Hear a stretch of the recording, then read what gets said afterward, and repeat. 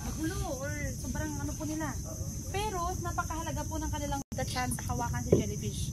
Bago nyo hahawakan, ide-demo lang ni guide yung proper way kung paano po yung tamang paghawak. So when it comes to biodiversity, TLC is a must. Tender, love, and care. Kung hahawakan po natin, dapat pong i-apply yung 3 rule ng aming community. Which is the number 1 rule, dapat yung kamay natin nasa water level lang. Bawal iangat sa tubig. Toxic po sa kanila yung fresh air. Pwede po nilang ikamatay. Same din po sa starfish. Pwedeng hawakan pero water level lang.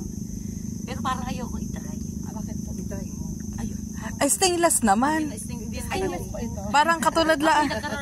Tingin dito. 1, 2, 3 and smile. Baliktad niyo po para makita niyo. Oo nga, maganda kayo malaki. Ano po, May ma? di ba malaki? Para kitang ko. Tingin dito, sir. Smile po. Yun. Okay, mag-abot po kita ni kay Kas. Magkabakapan po di daguli. Ma'am, ito ma'am. Oh, laki. Kaso may ano. Bye-bye. Yan, tingin dito sa akin, ma'am. Ang laki.